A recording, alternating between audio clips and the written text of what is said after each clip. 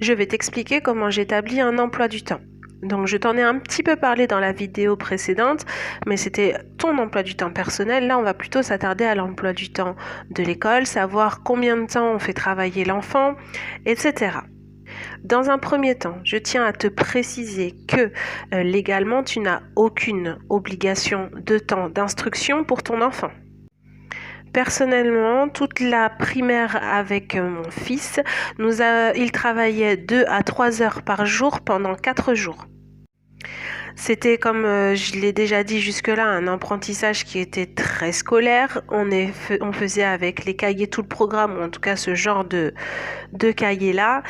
Et on avait le temps donc de faire toutes les matières tout au long de la semaine, dans ces 4 jours, et dans ces 2 à 3 heures, ça suffisait largement. Dans ce temps-là, je ne compte que l'apprentissage des matières qui vont être plus scolaires, entre guillemets, je le redis encore, les maths, le français, l'histoire géo, que je ne faisais pas encore de façon ludique à cette époque.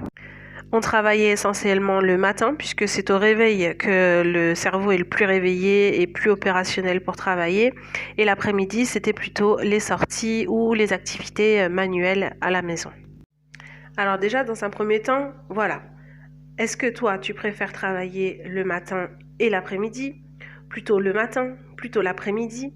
À toi de voir, voilà, comment déjà ton temps, ton emploi du temps doit tenir entre quelle heure et quelle heure. Ensuite, note toutes les matières que tu souhaites aborder, puisque ça dépend totalement de l'âge de ton enfant.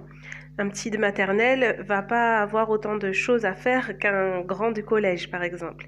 Donc, note toutes les matières que tu souhaites aborder. Et ensuite, combien de temps tu veux consacrer à cette matière. Il y a des matières, par exemple, au collège, il y a l'éducation civique. C'est pas quelque chose qui dure 3 heures dans une semaine. Tu n'es même pas forcément obligé d'ailleurs d'y consacrer un moment précis, puisque c'est un peu plus de la culture générale sur ce qu'est la France. Mais voilà, combien de temps est-ce que tu estimes qu'il faut consacrer par semaine à cette matière?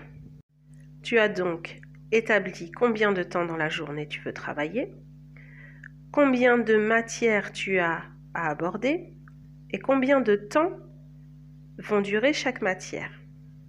Tu as donc maintenant une petite organisation pour ta semaine. Il te suffit donc maintenant de caser toutes les matières pour en avoir un petit peu tous les jours.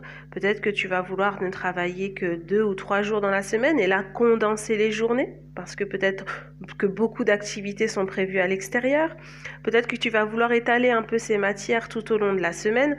Vraiment, ça t'est personnel. Mais voici comment je te conseille d'établir un emploi du temps.